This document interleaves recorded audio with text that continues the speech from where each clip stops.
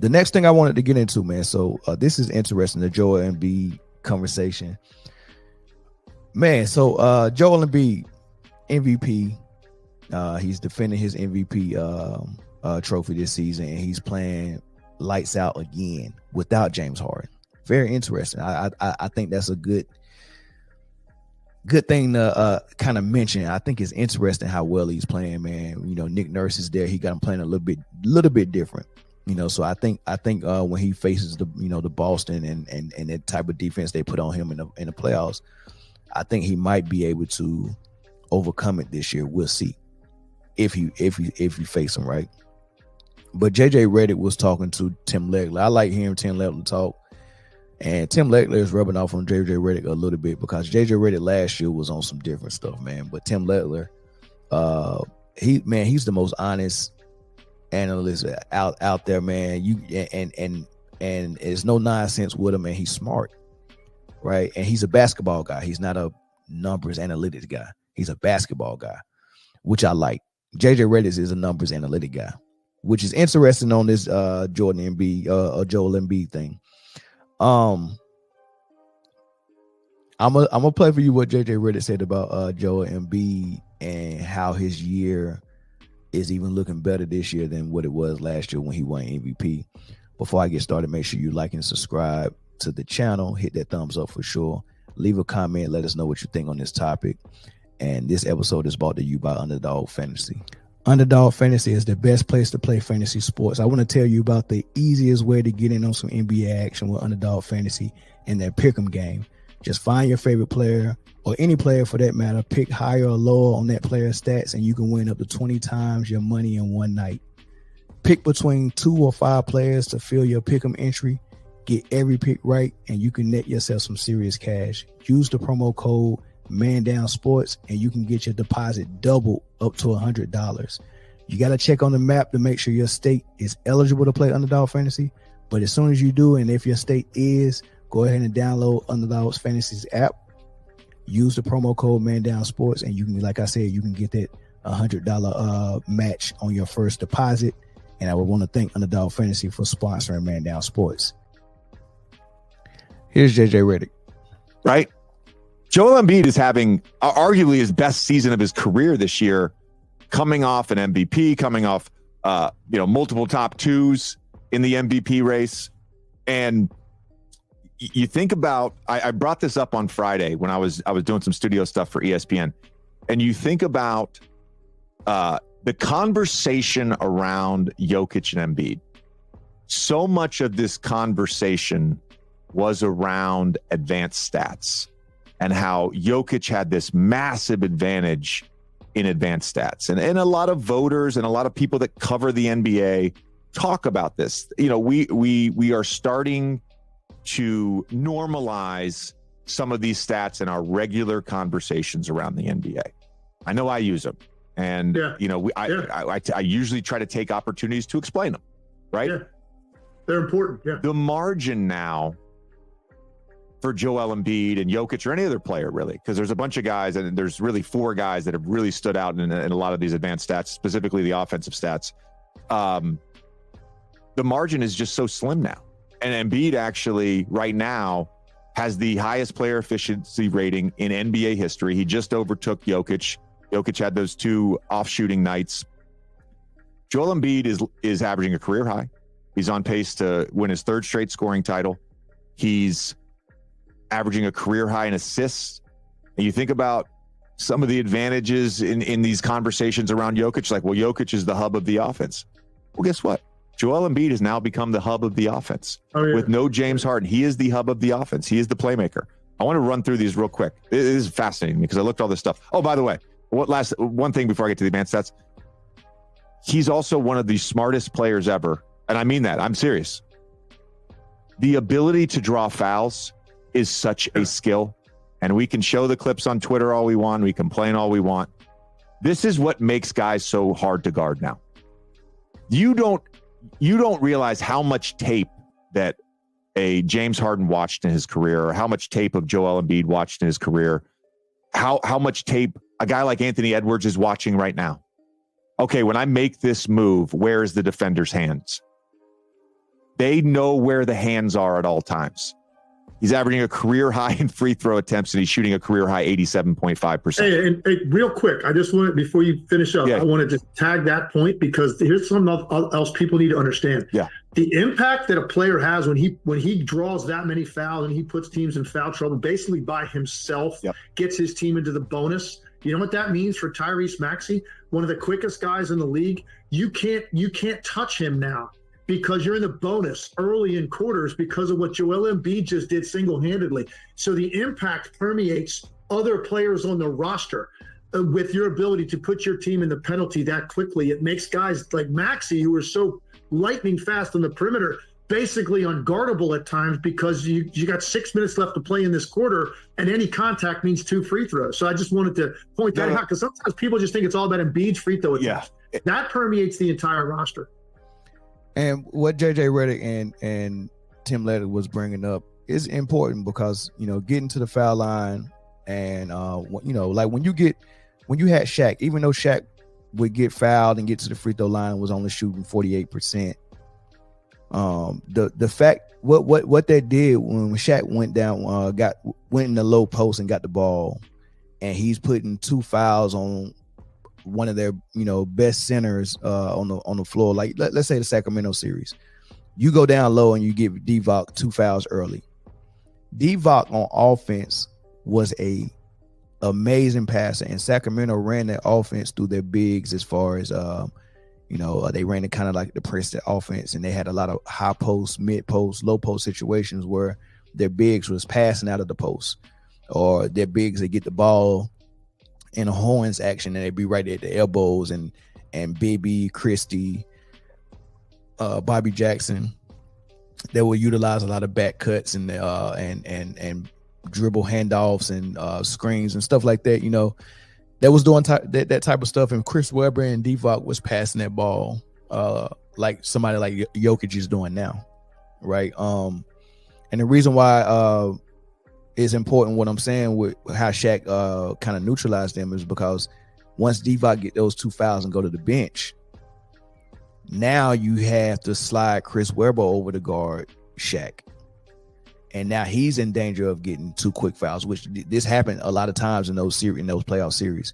You would get 2 on Divock, he'll go to the bench, and there's one less person to run your offense through the way Sacramento wanted to. But now Chris Webber has to guard Shaq and either let Shaq score or he get in foul trouble, right? So once that happens, 2 quick foul on Divock, maybe a foul on Webber, then you might come in with Scott Pollard, he might get a foul or 2 as well. And next thing you know, you're in the bonus. Once you get in the bonus, you got Ron Harper, Glenn Rice 1 year, Rick Fox, Robert Horry, Kobe, Brian Shaw, Derek Fisher. You got all these great free throw shooters. Now you can't put your hands on them like you want to, because if you do, every time you go into the free throw line. That's real important, and that's what they're describing what Joel Embiid is doing. He's like, look, man, he getting these people in foul trouble. Not only is he getting them in foul trouble, he's not Shaq shooting 48%. He's making you pay. He's shooting 87%. He's shooting like a guard from the free throw line, shooting 87%. So not only is he getting you in foul trouble, he's also getting to the line and knocking them down and making you pay. And then if you don't foul him, he's a bucket. He's averaging 34 points a game, almost 35, right? So he's killing you that way as well. So that's one great way that he's killing. But the other thing that they're talking about, he was like, what separated Jokic from Embiid in a lot of people's mind last year and in previous years is the analytics, the advanced stats, and those metrics that like real basketball people that just like basketball really don't look into. But the analytics nerds and the stat junkies, they look into it. And Jokic, the way he ran his offense, the way they run their offense in Denver, Jokic was the offensive system. Like the passing go through him. And not only is he a great scorer and a great post player, he's also a great passer, and the passing goes through him as if he's the point guard. So that gets him the 7 to 8, sometimes 9 assists averaging in the season. And like it's kind of hard to ignore that when you're an analytic nerd, because you start going into all these advanced stats and you're like, oh man, PER and all this stuff, and just looking real deep, which is not that necessary to look that deep, but they looking real deep to find something to separate a guy who is a darling of the stat nerds from the guy who just gets it done and win ball games and scores and plays defense. Right. So now that Nick Nurse is over there in Philly, he got Joel playing a little bit different. He's got that offense a little bit different. Maxey is unlocked, but Maxey is not a guy who needs to dominate the ball like James Harden did. So now what does that do? You unlock and you kind of use Joel Embiid in the way Doc would never use him. Doc is old school. He like his big man to block shots, rebounds, play defense, and score unrelentlessly in the post. Right, but Nick Nurse is using them a little bit different, and now his assist numbers are up. The highest he's ever averaged was 4 assists. That's normal. That's typical for a person who gets double teamed. It's easy for your best player to get 4 assists because he's getting double teamed every time he touches the ball almost, and all you gotta do is make the pass out. If the pass leads to a shot, great, but most of the time the pass leads to the first recipient of the pass making an extra pass, and he gets the assist. So sometimes you don't get those numbers. You don't understand how important it is for a player that can draw a double team that generates offense. As soon as I get the ball to double come, I make the pass. It might not be the pass that leads to the shot, but it leads to the pass that leads to a shot. So and that's what Shaq did, Kobe, Michael Jordan. Like, these people will concentrate on scoring, and their second concentrating was defense. Right, it's a different mindset. My first concentration is scoring. My second concentration is defense, or it might have been vice versa. We get it mixed up. I think they thought defense first, to be honest with you, but just to avoid having a debate, that we'll say their first concentration was scoring.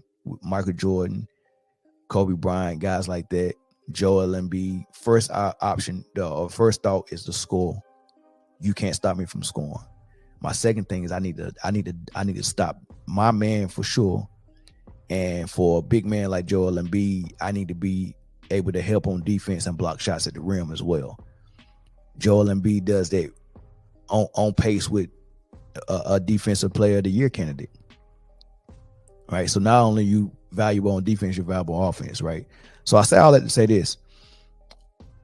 The mindset to say I'm going to score first, I'm going to defend second. Those are my two main objectives.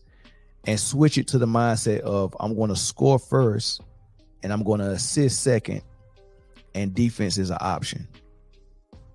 I can opt out of it because what I'm doing on offense, those numbers are so huge for this MVP award. Most people will overlook the defensive end. There's not too many numbers you can get on defense that's going to help you win MVP. Defense is I mean, you get blocks and steals, but the person who averaged 3 steals a game, like Marcus Smart or Drew Holiday, they're not in the MVP candidate. The person who averaged 3 blocks a game, like Brook Lopez, he's not an MVP candidate, right? So those numbers on defense, blocks and steals, they're not going to help you win MVP. They're not going to help you win first team All NBA. It's just those points and assists. And instead of me playing defense, how about I be the person who go grab the rebound after my team plays great defense to force a missed shot? Points, rebounds, and assists, those numbers help you win MVPs, first team All NBAs. And that's what Luka is doing. That's what Jokic is doing. Embiid's doing it a little bit different. But guess what? Not only is he doing the offensive side like never before, because he won MVP last year, averaging 33 points a game. He's averaging almost 35 this year. So his number went up scoring. Rebounds, as an MVP last year, he was averaging 11. Now he's averaging 13. Rebounds went up. He was averaging 4 assists last year. Now he's averaging 6. He was averaging 7 most of the season. But he had 2 straight games where scoring was really needed for him. And, I think he had some 40s, and I think he had something close to 50. I think he had a 50 as well. Maxey had a 50 this year as well. So he had some scoring nights where he really needed to score and he really needed to defend. So his assist numbers went down. He had one game where he had like 3 assists, and 4 last night, I think. So, his assist numbers went down from 7 to 6, but it's still up from his MVP year. So he's averaging more assists, more rebounds, more points the year after he won MVP. But he's still doing what he's doing on the defensive end. Is he proving this year that he's the best big man in the league? I mean, I know it was Jokic he won MVP last year, but I know Jokic was thought of to be the best big last year and the best player in the league. And the 2 years prior to that he won MVP, I know he was thought of to be the best big man.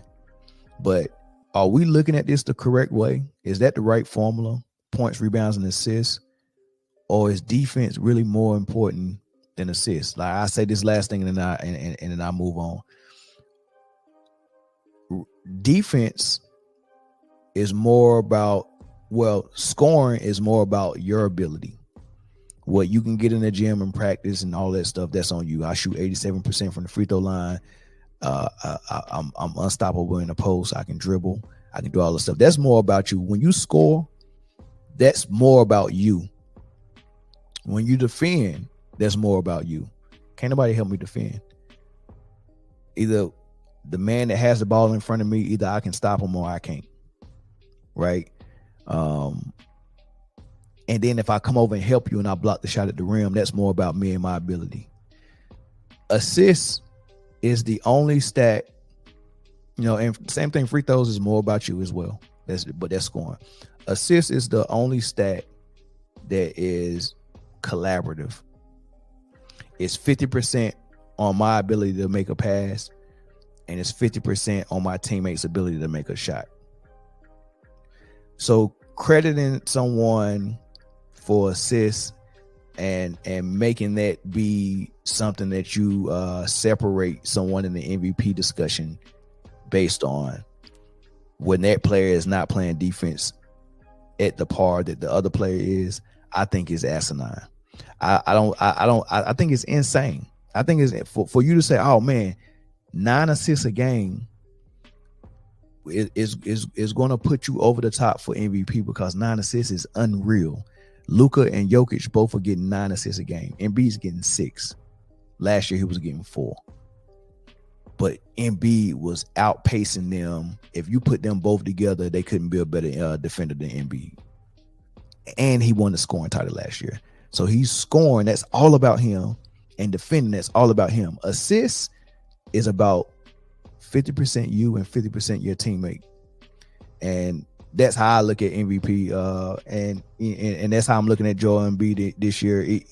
Even though defense and scoring is more important, he still went out and said, look, I'm going to get you 2 more assists this year. Just for the analytic nerds. And then people like JJ Reddick, they talk about, all those advanced metrics that separated Jokic last year. Embiid is actually killing in those metrics, and he just passed Jokic all time for effective PER. I think that was the stat for it. I just thought that was interesting, man. Y'all let me know what y'all think in the comment section, man. And